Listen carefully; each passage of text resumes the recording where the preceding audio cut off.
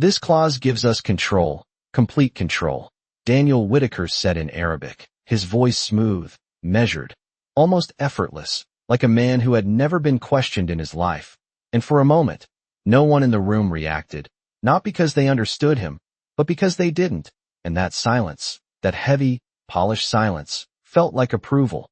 The boardroom stretched wide under cold white lights, glass walls reflecting a skyline of steel and ambition, a $40 million view hanging just beyond reach, and around the table sat men and women in tailored suits, their pens hovering, their screens glowing, their eyes shifting subtly toward Daniel as if waiting for permission to breathe. He leaned back slightly in his leather chair, fingers steepled, the faintest hint of a smile forming at the corner of his mouth. Because in his world, language wasn't just communication, it was leverage, and right now, he believed he was the only one holding it. A pen tapped once, then stopped. A legal advisor cleared his throat but said nothing, and across the table, a representative from the foreign firm nodded as if everything had just gone exactly as planned. Near the far wall, almost blending into the marble and glass, Naomi Brooks stood with a silver tray balanced carefully in her hands, her uniform pressed, but worn at the seams, her posture quiet, practiced, invisible. The kind of invisible that came from years of being overlooked in rooms just like this one, where decisions were made in languages she was never supposed to understand. The ice in the water glasses clinked softly as she adjusted her grip, a small sound swallowed by the room's tension, and her eyes, steady but unassuming, moved briefly toward Daniel, not out of curiosity, but instinct, the kind that had been sharpened long before she ever stepped into this building. He continued speaking, still in Arabic, slower now, more deliberate, outlining terms that sounded confident, reassuring, final, and the executives around him nodded again, some pretending to follow, others choosing not to question, because questioning a man like Daniel Whitaker didn't just risk embarrassment, it risked position. Naomi took a single step forward, then stopped, her fingers tightening just slightly around the edge of the tray as something in his words caught, not loudly, not dramatically, just enough to disrupt the rhythm in her chest, like a note slightly off-key. In an otherwise perfect song, she lowered her gaze for a moment, as if returning to her role, but the words lingered, precise, unmistakable, and suddenly the room didn't feel as controlled as it looked, because buried beneath Daniel's polished tone was something else, something carefully hidden, something that didn't offer control at all. A faint reflection of the overhead lights shimmered across the glass table, stretching across contracts and signatures waiting to happen, and Naomi's breath slowed, steadying, as if aligning with a memory she hadn't invited back, a memory of papers spread across a kitchen table, of voices raised not in anger but in confusion, of a man who had trusted the wrong words because he didn't know how to read between them.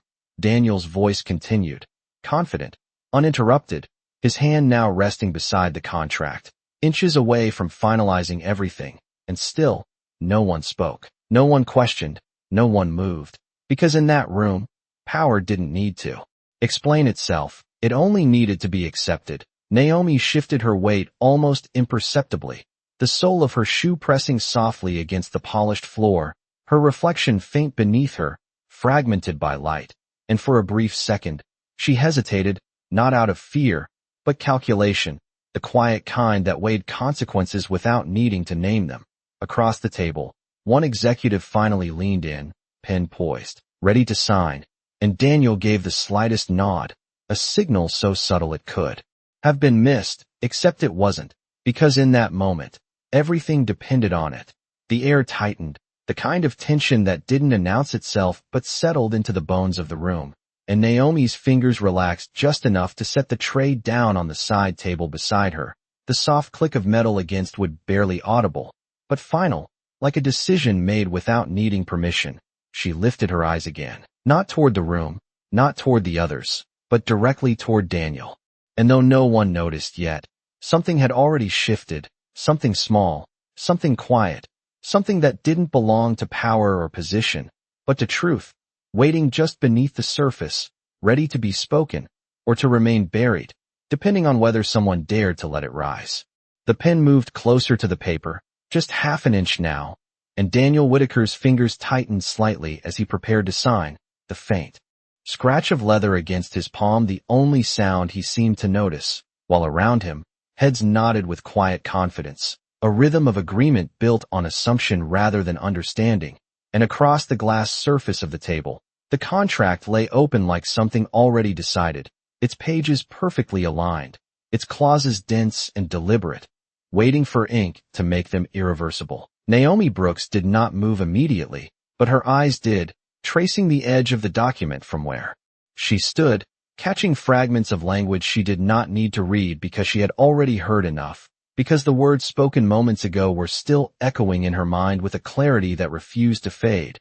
And there it was again, that same subtle imbalance, that same shift in meaning hidden behind formal phrasing, the kind that sounded safe until it was too late.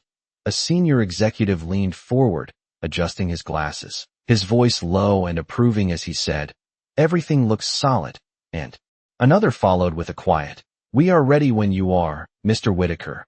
Their tones polished, certain, rehearsed by years of trusting the man at the head of the table. Daniel gave a small nod, not even looking down now, because for him, this was routine, this was control, this was how deals were closed, with confidence strong enough to silence doubt before it could take shape. Naomi felt the room narrow, not physically, but in focus, as if everything outside this moment had dimmed, leaving only the contract, the pen, and the sentence she could not ignore, and for a second, she almost let it pass, almost let the weight of her position hold her still, because this was not her place, not her role, not her risk to take. But then the memory returned sharper this time, not as an image but as a feeling, the kind that settled deep in the chest, and stayed there, the quiet aftermath of trust misplaced, of signatures given without understanding, of consequences that did not announce themselves until they arrived all at once. The ice in one of the glasses cracked softly, a thin, brittle sound that seemed louder than it should have been, and Naomi's hand, now empty, rested lightly against the side of the table as she took a breath that was steady but deliberate, her shoulders lifting just enough to mark the shift from observation to decision. Daniel's pen hovered for a final second, then began to lower, the tip nearing the paper with slow precision, and that was when her voice entered the room, not loud, not sharp, but clear enough to cut through everything else. "Sir, that is not control," she said, her tone even, her words measured. "That is surrender." And for a fraction of a second, no one reacted, as if the room needed time to register that the voice had come from somewhere it was never meant to come from. The pen stopped midair, less than an inch from the page, and Daniel's eyes lifted, not quickly, not dramatically, but with a controlled curiosity that carried more weight than surprise, his gaze finding her at the edge of the room, standing where she had always stood, except now she was no longer invisible. A quiet murmur rippled across the table, restrained but unmistakable, one executive shifting in his seat, another glancing sideways as if to confirm what they had just heard. And then a voice broke through, sharper this time, edged with disbelief. "Excuse me," followed by another, less controlled. "Who let her speak?" Naomi did not step back, did not look away, her posture unchanged except for the stillness that now defined it. And when she spoke again, it was with the same calm precision. "The clause he described shifts all post-agreement liability to your firm," she continued, her eyes still on Daniel. "It sounds protective, but it removes your ability to challenge enforcement." The words landing carefully, each one placed with intention, not rushed, not defensive, but grounded in something deeper than confidence. A few heads turned fully now, attention no longer on the contract but on her, the woman who was not supposed to be part of this conversation, and the room, once controlled by silence, now held a different kind of tension, one that could not be dismissed as easily as before. Daniel's fingers tightened slightly around the pen, not enough to show strain, but enough to pause, his expression unchanged except for a subtle narrowing of his eyes, the kind that signaled he was no longer operating on assumption. And for the first time since he had entered the room, he was listening, not to respond, but to understand whether what he had just heard was a mistake or something far more dangerous. The silence did not break all at once. It shifted, like pressure building beneath a surface that had been too calm for too long, and Daniel Whitaker did not lower his pen, but he did not move it forward either, his hand suspended in that narrow space between decision and hesitation, while his eyes remained fixed on Naomi Brooks, studying her now not as part of the background, but as a variable he had not accounted for. One of the executives cleared his throat, louder this time, as if trying to restore order through sound alone. "Mr. Whitaker, we should proceed," he said, his voice tight, almost urging the moment to continue as planned. But Daniel did not respond, not immediately, because something in the cadence of Naomi's words had unsettled the certainty he had built just seconds earlier. Across the table, the foreign representative leaned back slightly, his expression controlled, but his fingers tapped once against the folder in front of him, a small, almost imperceptible movement. That did not belong to confidence, and Daniel noticed it, because he always noticed details when they mattered. Naomi stood where she was, her hands now resting lightly at her sides, her breathing even, her gaze steady, not defiant, not apologetic, simply present. And when Daniel finally spoke, his voice was quieter than before, stripped of its earlier ease. "Explain," he said, a single word, direct, measured. And the room shifted again, because that word was not permission, it was acknowledgement. A few heads turned sharply toward her now, not with dismissal, but with reluctant attention, and Naomi did not rush. She did not fill the silence with unnecessary words. She let it hold for just a moment longer before she stepped forward one pace, her shoes making the faintest sound against the polished floor. "The phrasing you used," she began, her tone calm. "It sounds like you are retaining control over compliance adjustments. But the structure does the opposite," she said, her voice steady as she continued. "It allows the opposing party to reinterpret terms after execution, and your firm would be bound to those interpretations without recourse." Her words landed carefully, each one placed with precision, not to impress, but to clarify. A legal advisor reached for the document, flipping quickly through the pages, his fingers moving faster now, less certain, his eyes scanning lines that had seemed harmless minutes ago. And across from him, another executive leaned closer, reading over his shoulder, their earlier confidence replaced by something quieter, something more cautious. Daniel's pen lowered slightly, but still did not touch the paper, his attention now fully on the contract as he reached forward with his free hand, pulling it closer, his eyes scanning the clause Naomi had referenced, his jaw tightening just enough to show the shift, because now he was reading not as a formality, but as a question. The foreign representative straightened in his chair, his posture composed, but his gaze flicked briefly toward Naomi before returning to Daniel, and that flicker was enough to confirm that something had changed, something had been exposed. "That is an interpretation," the representative said finally, his voice smooth, controlled, but no longer effortless, and Naomi's eyes moved to him for the first time, not with confrontation, but with clarity. "No, sir," she replied, her tone respectful but firm. "It is written that way." And then, without raising her voice, she continued in Arabic, her pronunciation precise, her cadence natural, as she repeated the exact phrasing Daniel had used earlier. But this time, she slowed it down, breaking it apart, revealing the subtle shift in meaning hidden within it.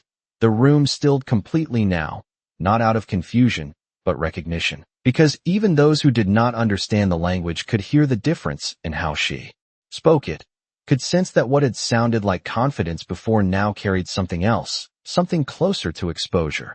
Daniel's eyes lifted again, sharper this time, not with disbelief, but with focus, and for a brief moment, he did not see a maid standing in his boardroom. He saw someone who understood the same game he had been playing, perhaps even better than he had assumed possible. The legal advisor stopped flipping pages, his hand resting on the document as he looked up slowly, his voice quieter now. "She is right," he said, not loudly, but clearly enough to settle into the room like a final piece of evidence. And that was when the silence returned, not the polished silence from before, but a different one, heavier, more honest, the kind that followed realization rather than control. And Daniel Whitaker, for the first time in that room, did not hold the advantage he thought he had.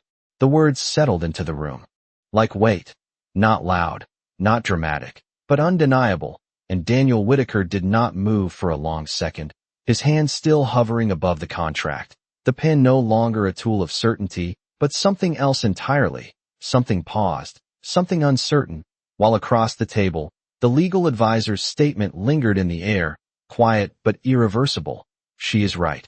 And no one rushed to contradict him. The foreign representative adjusted his posture again, slower this time, his fingers no longer tapping, his expression carefully neutral, but the ease he had carried earlier was gone, replaced by something tighter, something calculated, and Daniel noticed that too, because he had built his life on noticing what others missed.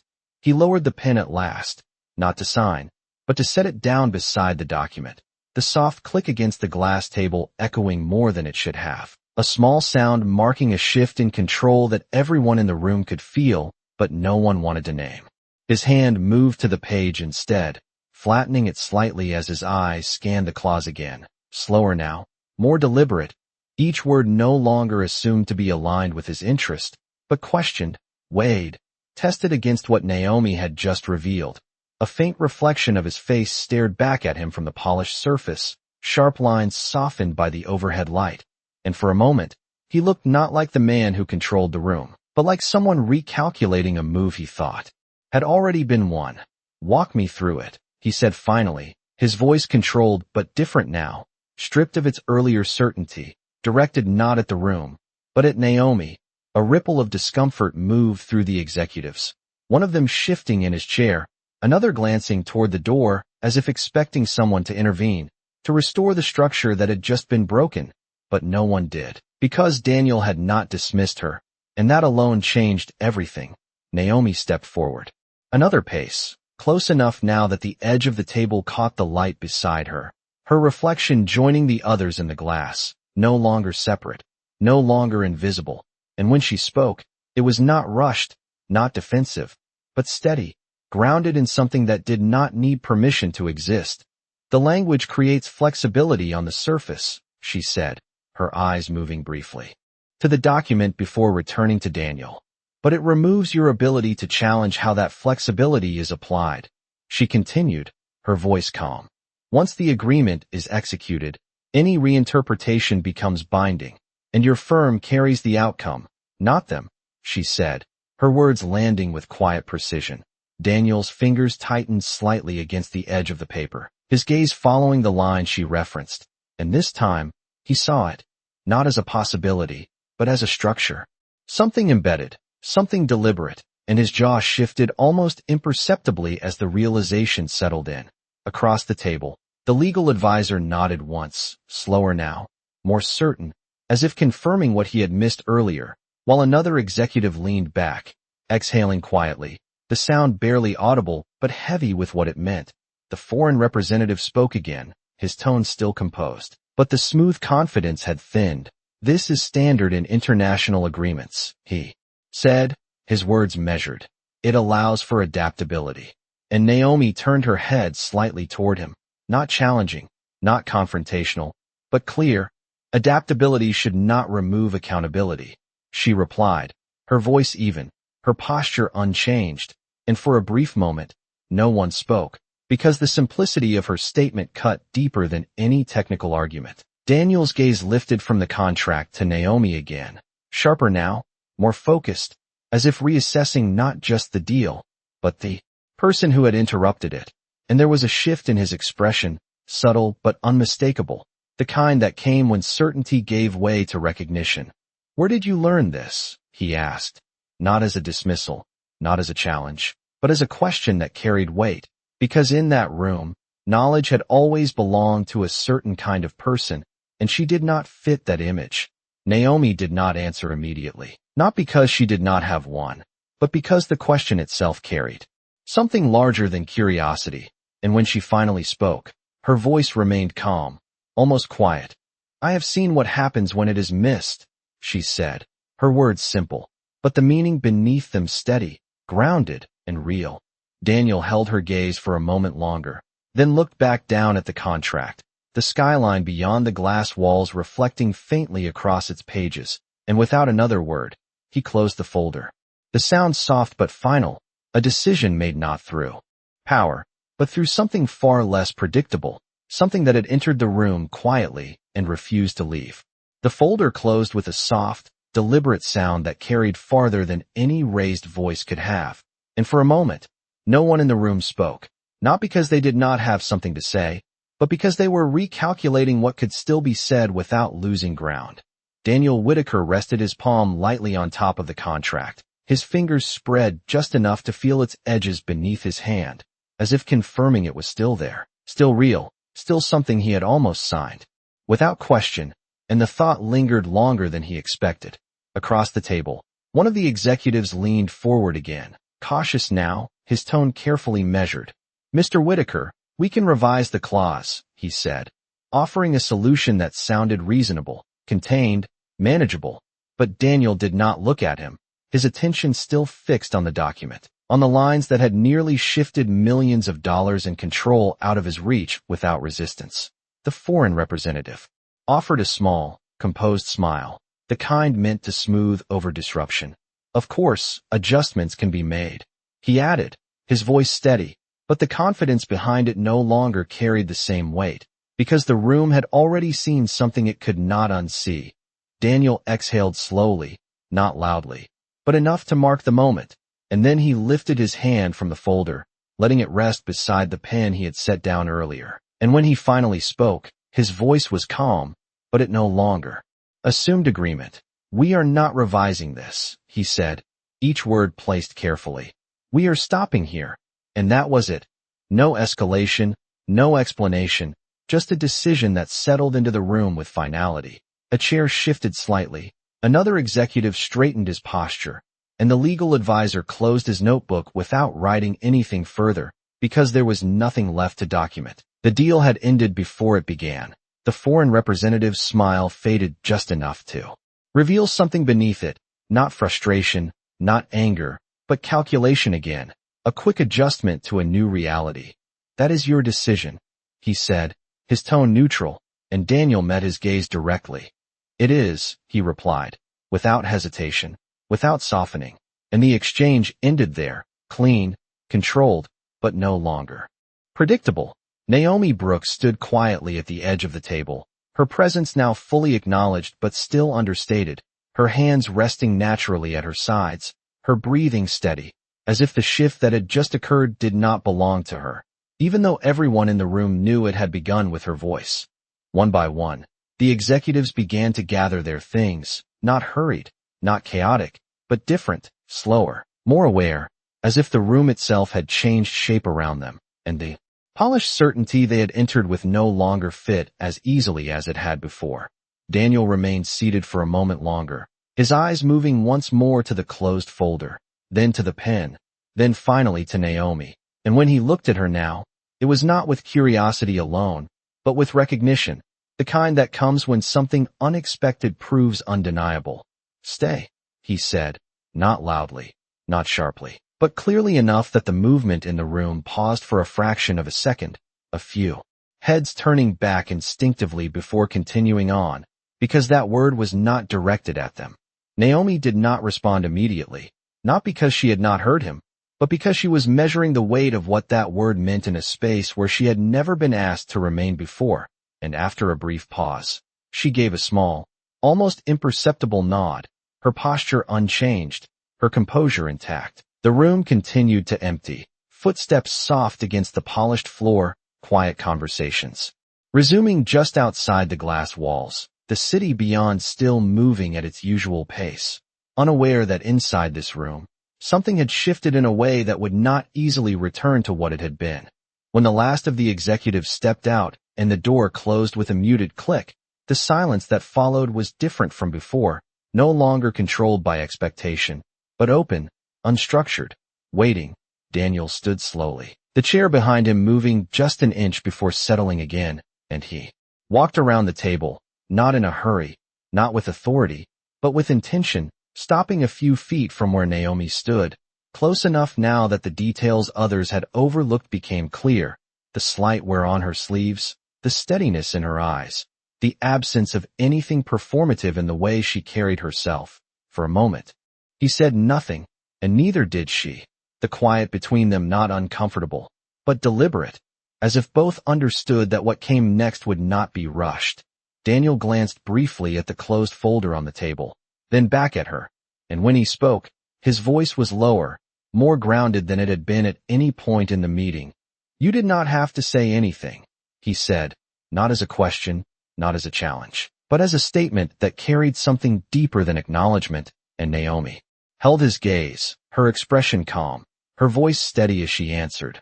"I know," she said, and in that simple exchange, something unspoken settled between them, not about the deal, not about the room, but about the choice that had just been made, and the one that had not been. The silence held for a moment longer after her answer, not empty, not uncertain, but steady, like something that had finally found its place and refused to move again, and Daniel Whitaker did not look away from Naomi Brooks. Not immediately, because there was something in the way she said those two simple words that carried more weight than any explanation he could have asked for. He glanced briefly toward the glass walls, where the city continued in motion, cars sliding through intersections, sunlight reflecting off steel and windows, everything outside unchanged, while inside, the room felt different, quieter in a way that was not about absence, but about clarity. He took a slow breath, then walked back toward the table, his fingers brushing lightly against the edge of the closed folder, as if confirming once more that the decision he had made was real. And when he turned again, his posture had shifted, not dramatically, not in a way others would easily notice, but enough to signal that this was no longer the same conversation. "You understood the language," he said, his tone measured, but no longer distant, and Naomi gave a small nod, her expression unchanged. "Yes, sir," she replied, her voice calm, and Daniel studied her for a second, as if weighing not just the answer, but everything behind it. "And the structure," he added, his eyes narrowing slightly in thought. "You recognized it immediately," and she did not rush to respond, her gaze steady as she chose her words, with the same precision she had used before. "Not immediately," she said quietly, "but I have seen it before."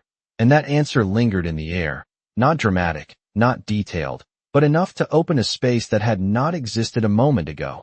Daniel rested his hand lightly on the back of the chair at the head of the table, his fingers tapping once, softly, as if aligning his thoughts with the rhythm of the room. "Where?" he asked, not sharply, not demanding, but with a focus that made the question feel larger than it sounded. Naomi looked down for a brief second, not in hesitation, but in memory, and when she lifted her eyes again, there was something deeper behind them, something grounded, something that did not need embellishment.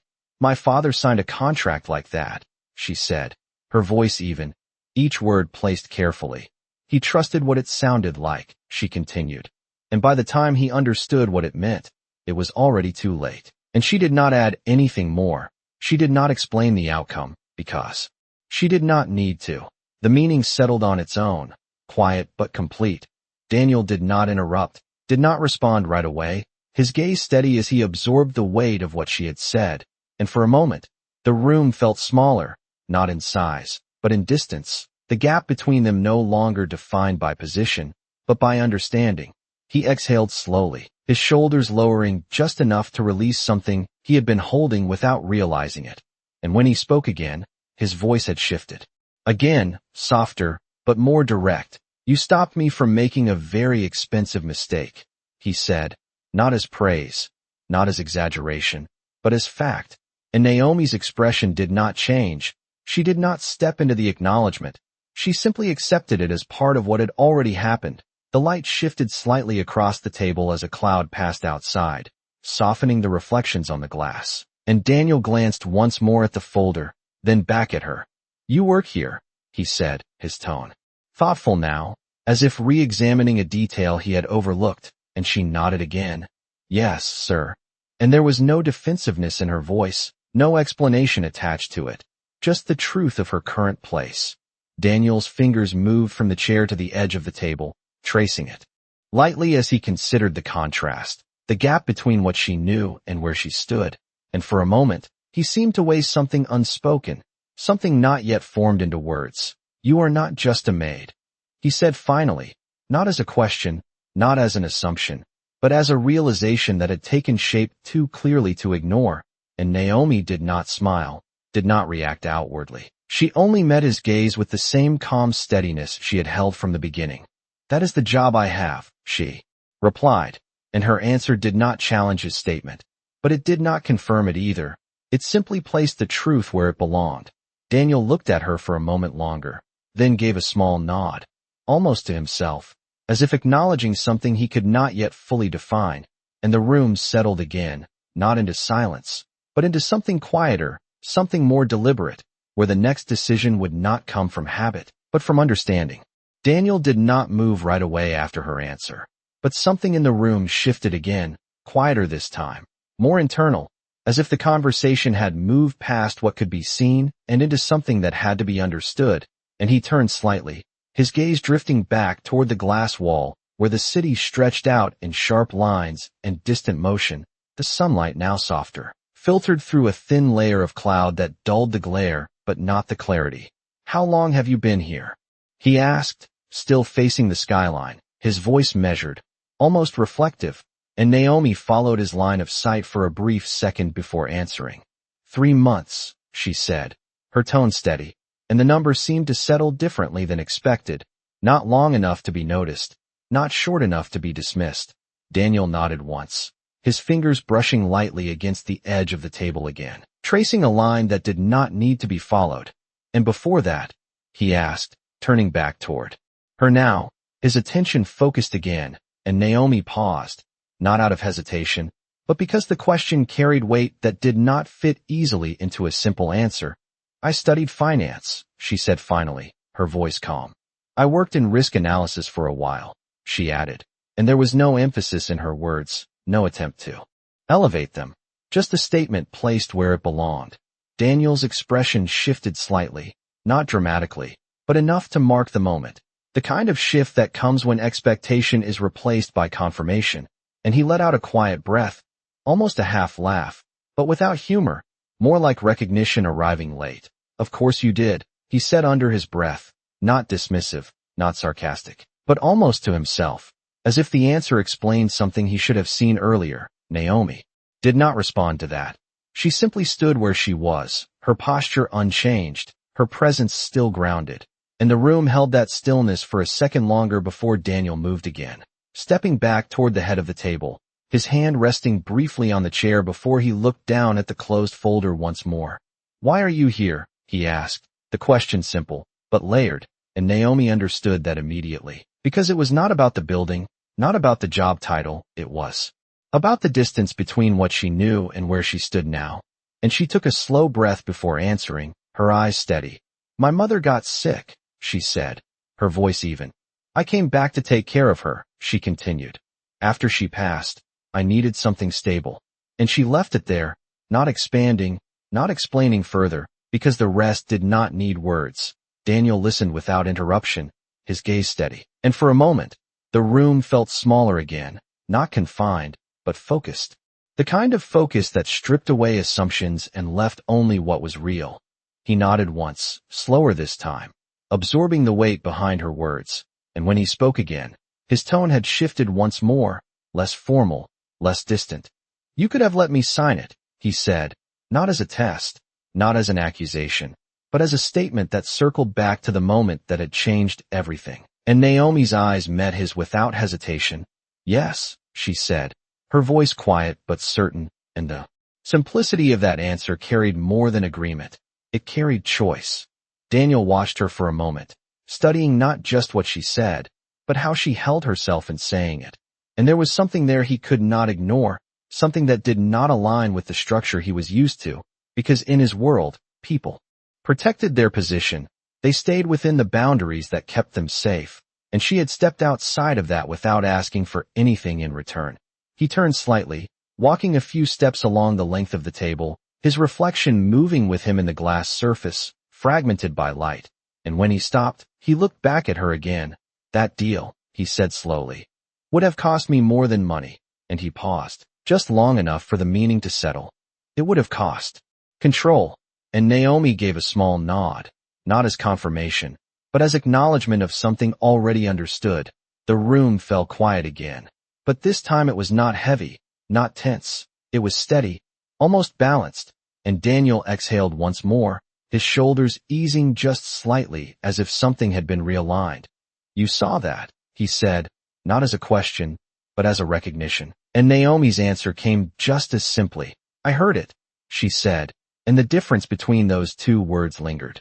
In the space between them, subtle, but precise, because seeing could be ignored, but hearing, truly hearing, could not.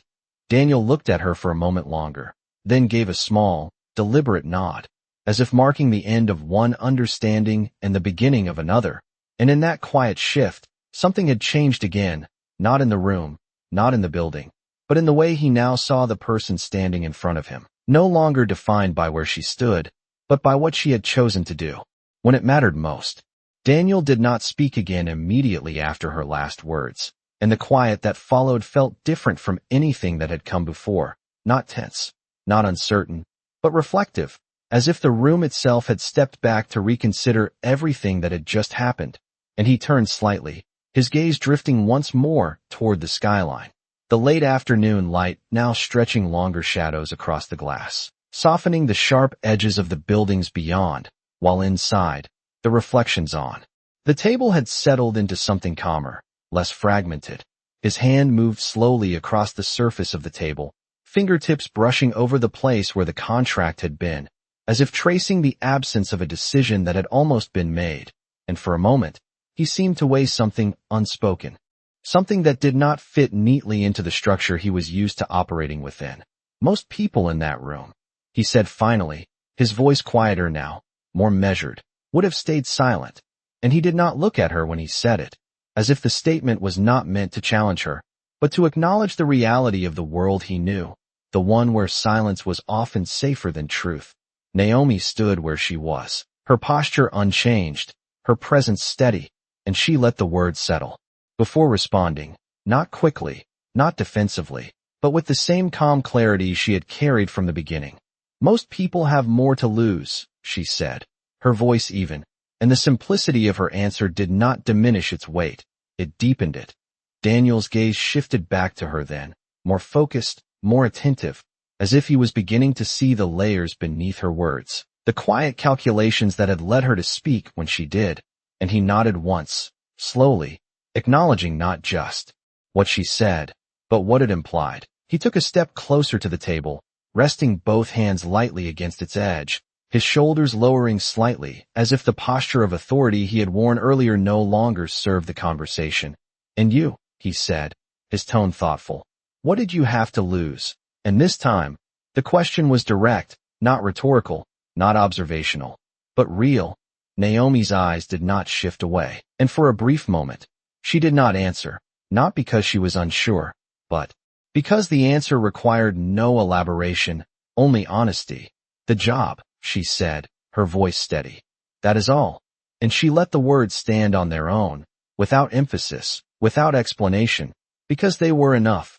Daniel held her gaze, and something in his expression changed again, not in a way that could be easily named, but in a way that carried weight, the kind that comes when a simple truth reveals something larger than expected. And he exhaled slowly, his eyes moving briefly to the floor before returning to her, as if aligning what he understood with what he had just heard.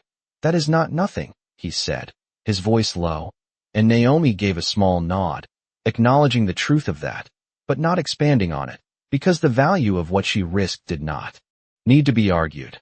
The room remained still, the quiet now steady, almost balanced, and Daniel straightened slightly, his hands leaving the table as he walked a few steps toward the window, his reflection merging with the city beyond for a moment before separating again. And when he spoke next, his voice carried something new, something less guarded. "You chose to speak anyway," he said, not as a question, but as recognition. And Naomi's answer came just as simply. "Yes," she said, and there was no hesitation in it, no second thought, just the fact of a decision already made. Daniel turned back toward her slowly, his gaze steady, and for a moment, neither of them spoke, the silence no longer filled with tension, but with understanding, the kind that does not need to be stated to exist. He walked back toward the table, stopping just a few feet from her again, closer than before, not to assert control, but to close the distance that had once defined their positions, and he looked at her with a level of focus that was no longer analytical, no longer assessing, but acknowledging. "Do you know what most people in that room were thinking?" he asked, his tone calm, and Naomi did not answer right away, because she did not need to guess. She had seen it before, in different rooms, under different lights, but always the same pattern, and when she finally spoke, her voice remained even. "They were thinking it was not their place," she said, and Daniel gave a small, almost imperceptible nod, because that was exactly it. The unspoken rule that kept systems intact even when they were flawed. He looked down briefly at the table, then back at her, and something in his expression settled into clarity. "And you decided it was yours," he said. And Naomi met his gaze without hesitation, her answer quiet but firm. "It needed to be," she said, and in that moment, the difference between them was no longer defined by position or title, but by the choices they had made, one almost signing without question, the other choosing to speak when silence would have been easier, and the room, still and quiet around them, held that contrast like a truth that could no longer be ignored. The words settled between them with a quiet finality that did not need emphasis, and Daniel Whitaker did not respond right away, not because he disagreed, but because something in what she said had shifted the way he was thinking, not about the deal, not about the room, but about the pattern that had brought him to that moment in the first place. And he turned slightly, his gaze drifting once more toward the glass wall, where the city stretched outward in steady motion. The late afternoon light now fading into a softer tone that blurred the edges of steel and glass into something less rigid, less absolute. His reflection stood there with him, faint but present, a version of himself that looked composed, controlled, certain, and for the first time, he questioned whether that image had been as complete as he believed.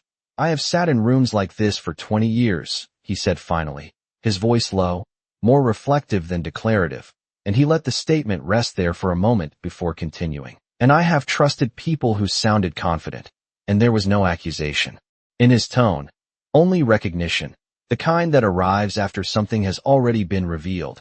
Naomi did not interrupt, did not shift, her presence steady, her attention grounded in the moment without needing to fill it, and Daniel exhaled slowly, his hand lifting slightly as if to gesture, then lowering again, because the movement did not need to be completed. "Confidence is easy to follow," he added, his eyes still on the skyline. "It makes decisions feel simple." And then he turned back toward her, his gaze sharper now, more focused, but it does not always make them right. And the weight of that realization settled into the room with a quiet clarity. Naomi met his gaze without hesitation, her expression unchanged, but there was something in her eyes that reflected understanding, not agreement for the sake of it, but recognition of something she had already lived through, and when she spoke, her voice remained calm, measured. "Confidence can hide things," she said, her words simple, but precise, especially when no one questions it. And the truth of that statement lingered longer than either of them needed to acknowledge.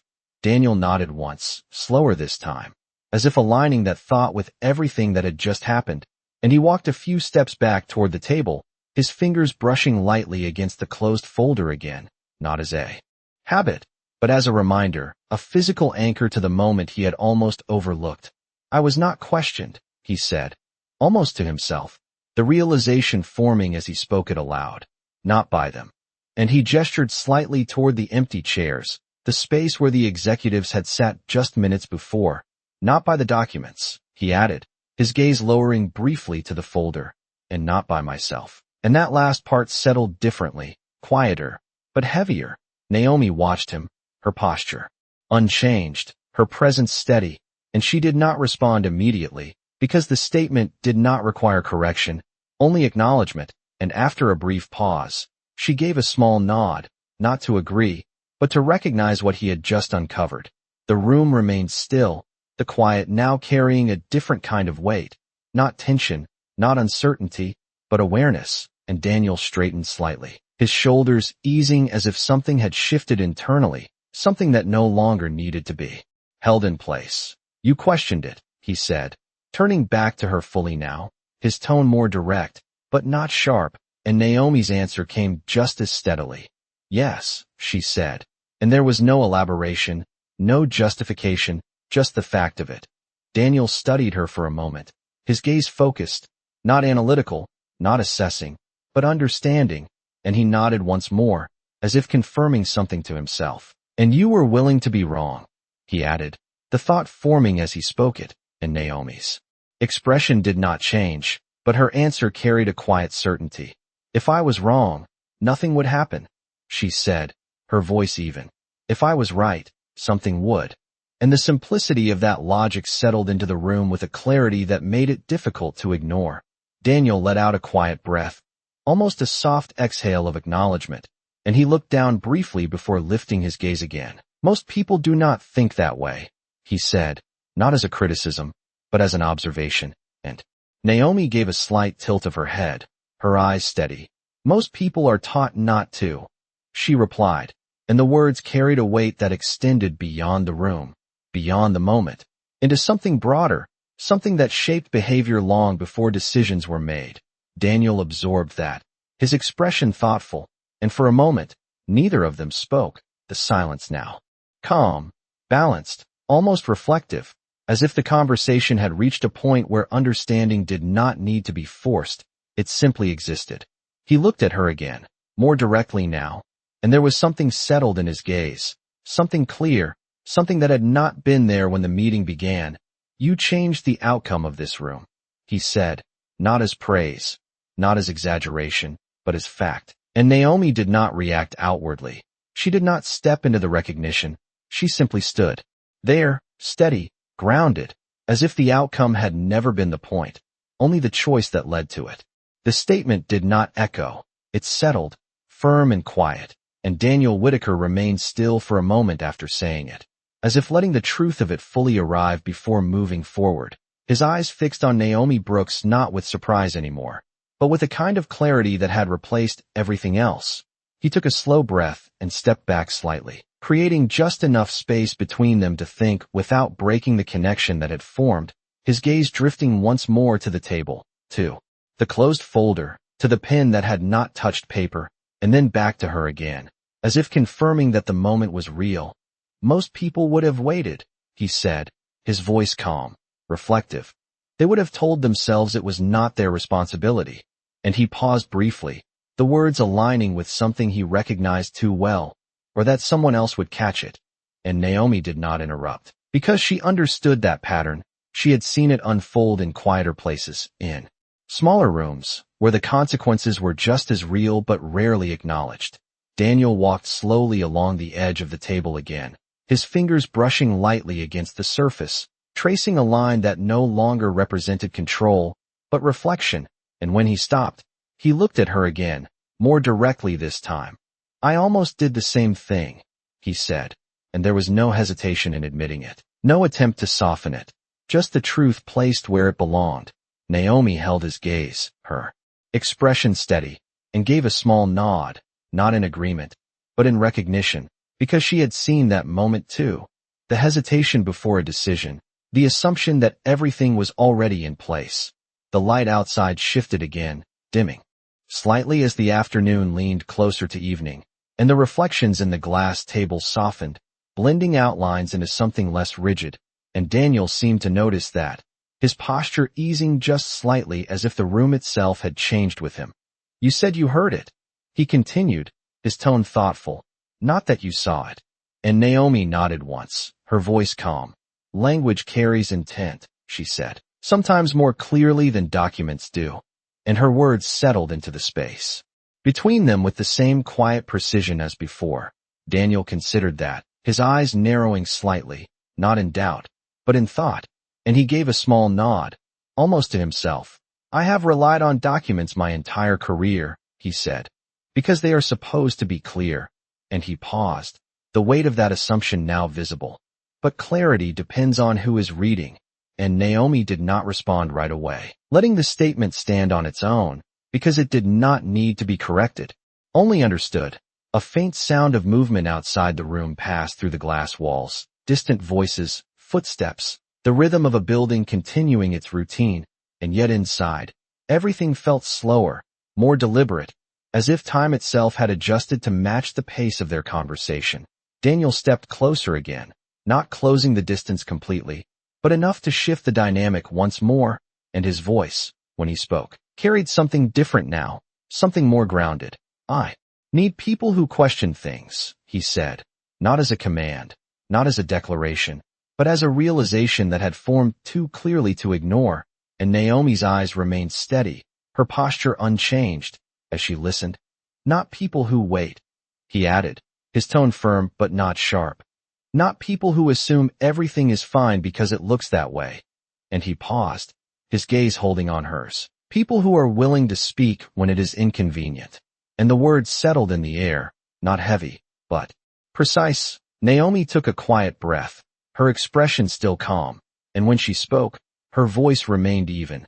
That is not always welcomed, she said, not as a warning, but as a fact, and Daniel gave a small, almost knowing nod. No, he replied, it is not, and there was no denial in it, no attempt to argue against that reality, because he understood it now in a way he had not before. He glanced briefly at the door, then back at her, as if considering something beyond the moment, something that extended past this room, and when he spoke again, his tone shifted slightly, more deliberate, more intentional. But it should be, he said, and the simplicity of that statement carried more weight than anything else he had said so far.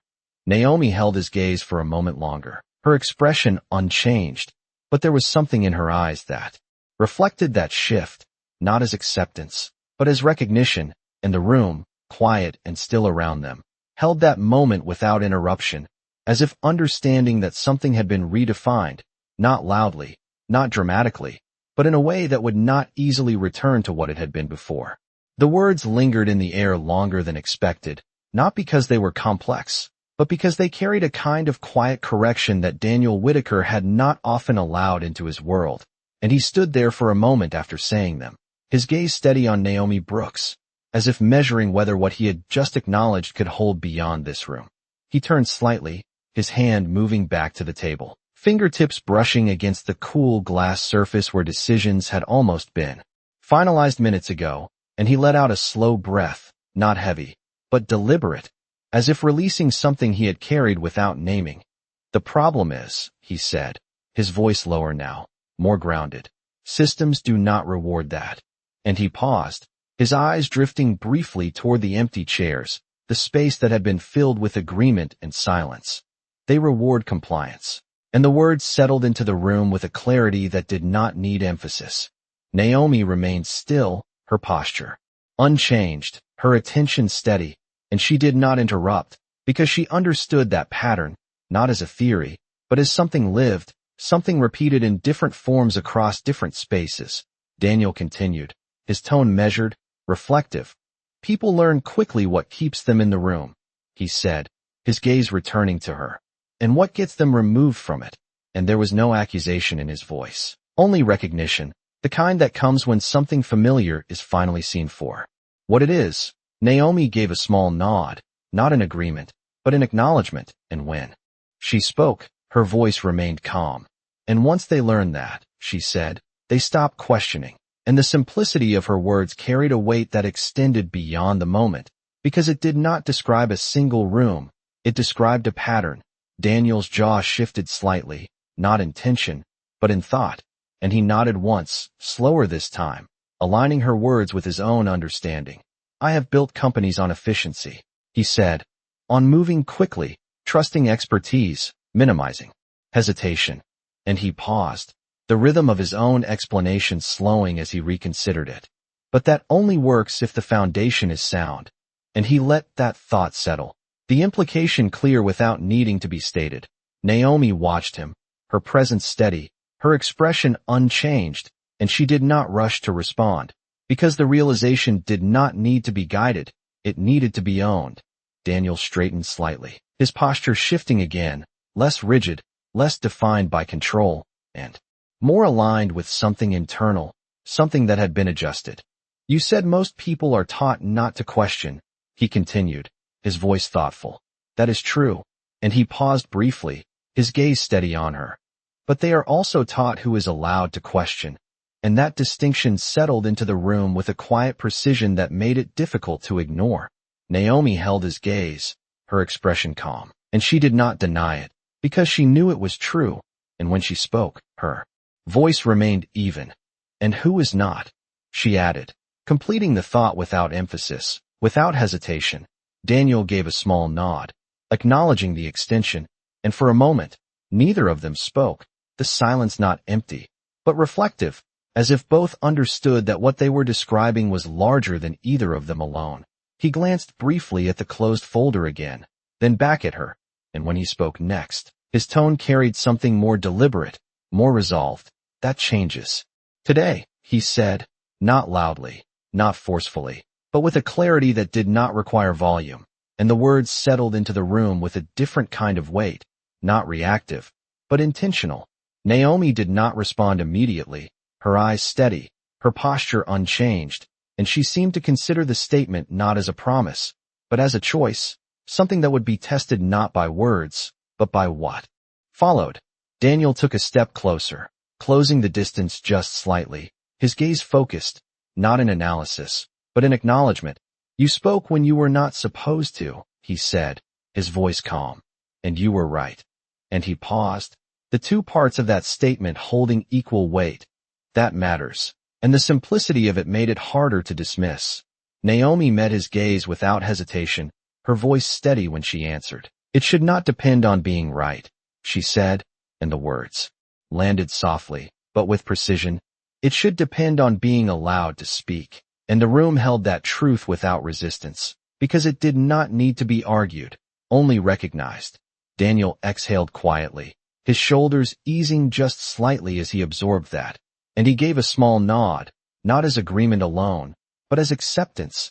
And in that moment, something shifted again, not in the structure of the room, not in the titles they held, but in the understanding that had formed between them. Something quieter than authority, but stronger than assumption. Something that did not need to be declared to exist. Daniel did not respond immediately after her words, not because he disagreed, but because something in what she said had shifted the ground beneath the conversation in a way that could not be undone, and he stood there for a moment, his gaze steady on Naomi Brooks, as if measuring not her, but the weight of the idea she had just placed in front of him. The room remained still, the late afternoon light now dimming into a softer glow that stretched across the glass table and the empty chairs, blurring the sharp edges of everything that had once felt certain, and Daniel let out a slow breath, his shoulders easing slightly, as if something he had carried for years had finally been named. You are right, he said quietly, not as a concession, but as recognition, and the words did not carry authority, they carried alignment. The kind that comes when truth is no longer resisted. He turned slightly, walking back toward the head of the table, his hand brushing against the chair before, resting lightly on its back, and for a moment, he looked at it as if it represented something more than a seat, something tied to how decisions had always been made, who had been allowed to speak, who had not, and then he looked back at her. I cannot change everything at once, he continued, his tone measured, honest. But I can change what happens in rooms like this. And the statement was not loud, not dramatic, but deliberate, the kind that did not seek approval, only execution. Naomi watched him, her expression steady, her posture unchanged, and she did not respond right away, because she understood that words like that were not proven in the moment they were spoken, but in the ones that followed. Daniel stepped away from the chair, moving slowly along the table again, his reflection shifting across the glass surface with each step, and when he stopped, he reached for the closed folder, lifting it slightly before setting it back down, not to reopen it, but as if to mark the place where something had ended and something else had begun. You said it should not depend on being right, he said, his voice thoughtful. It should depend on being allowed to speak. And he paused, letting the phrasing settle again, this time not as a challenge, but as a principle. That means I have to listen differently, he added, more to himself than to her, and the admission carried a weight that did not need emphasis. Naomi gave a small nod, acknowledging not the promise, but the understanding behind it, and when she spoke, her voice remained calm. Listening is not the hard part, she said, her words measured. Deciding what to do after is, and the clarity of that statement settled into the room with quiet precision, because it did not offer comfort. It offered responsibility. Daniel's gaze lifted to meet hers again, and for a moment, he did not speak, his expression thoughtful, as if aligning that truth with everything he had built, everything he had relied on, and everything he now had to reconsider. And then he nodded once, slower this time. "Then I will start there," he said. And there was no hesitation in his voice, no uncertainty, just a decision placed where it belonged. The room remained quiet, but it was no longer the silence of control or hesitation. It was something steadier, something grounded, and Daniel glanced briefly toward the door, then back at her, as if aware that what had happened in this room would not stay contained within it. "What you did today," he continued, his tone even. "It was not just about the contract," and he paused, the meaning forming clearly as he spoke. "It was about the standard," and the words settled into the space between them with a different kind of weight, one that extended beyond a single moment. Naomi held his gaze, her expression unchanged, and she did not step into the recognition. She simply stood there, grounded, present, as if the standard he spoke of had always been there, waiting to be acknowledged rather than created. Daniel gave a small nod, almost to himself, and stepped back slightly, creating space again, not to distance, but to mark the shift that had taken place. And for a moment, neither of them spoke, the quiet now balanced, almost complete, as if the conversation had reached a point where nothing more needed to be added for it to hold. The light outside dimmed further, the skyline softening into shadow and reflection. And inside the room, the glass table held the last traces of the day's brightness, a faint glow that lingered just long enough to be noticed before fading. And in that quiet transition, something remained, not the contract, not the tension, but the understanding that had taken its place, steady, unspoken, and real. The room did not change all at once, but something in it settled into a quiet that felt complete, not empty, not waiting, but resolved. And Daniel Whitaker stood there for a moment longer, his gaze resting on Naomi Brooks, as if committing the moment to memory, not the details of the deal, not the numbers or the clauses, but the shift that had taken place in a space he had once believed he fully controlled. Outside, the last light of the day stretched across the skyline, fading slowly into a deeper blue, the reflections on the glass walls softening until they were no longer sharp enough to separate what was inside from what was beyond. And inside the room, the polished table held only the faintest trace of that light, a thin line that ran across its surface before disappearing entirely. Daniel exhaled quietly, the sound almost lost in the stillness, and then he gave a small nod, not directed at her, but at the moment itself, as if acknowledging something that did not need to be spoken aloud. "This room will be different tomorrow," he said, his voice calm, not declarative, not performative, but certain in a way that did not rely on volume. And Naomi did not respond immediately, because she understood that change did not happen in a sentence. It happened in repetition, in consistency, in what followed after the room was empty and the next one filled again. Daniel glanced once more at the closed folder on the table, then at the pen beside it, objects that had almost defined the outcome of the day, and he stepped back from them, creating a distance that felt intentional, as if leaving them behind was part of what had shifted. He turned toward the door, taking a few measured steps before stopping, his hand resting lightly on the handle, and for a brief moment, he hesitated, not out of uncertainty, but out of reflection, as if recognizing that what he carried out of this room would matter more than anything left inside it. He looked back at her then, not as a final check, not as a confirmation, but as acknowledgement, and his voice, when he spoke again, was quieter, more grounded than it had been at any point before. "You did not raise your voice," he said, the observation simple, but precise, and yet you changed everything. And the truth of it did not require emphasis, it settled on its own. Naomi met his gaze, her expression steady, her posture unchanged, and she did not step forward, did not claim the moment. She simply held it where it was, her answer coming just as quietly, just as firmly. "I said what needed to be said, and there was nothing more to add, nothing to explain, because the meaning had already been understood." Daniel gave a small nod, accepting that, and then he opened the door, the soft click of the handle breaking the stillness just enough to signal that the moment was moving forward, not ending. And as he stepped out into the hallway, The sound of the building returned, distant voices, footsteps, the rhythm of a place that had not paused, even if something inside it had. Naomi remained where she was for a moment longer, her eyes drifting briefly to the table, to the space where the contract had been, to the reflection that was no longer there, and then to the window, where the last trace of light had faded. Into evening, leaving only the quiet outline of the city beyond. She took a slow breath, steady and even, and then turned, lifting the tray she had set aside earlier, her hands moving with the same practiced ease as before, the same quiet precision, as if nothing had changed, and yet everything had. The room stood still behind her as she walked toward the door, the glass, the table, the chairs, all holding the memory of what had taken place without needing to show it. And when she stepped out into the hallway, the door closing softly behind her, the silence inside remained, not empty, not forgotten, but settled, like a breath that had finally been released.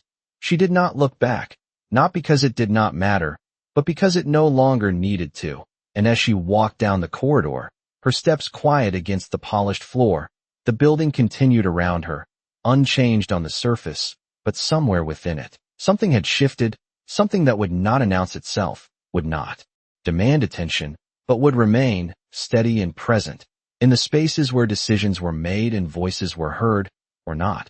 She was not the one who owned the room.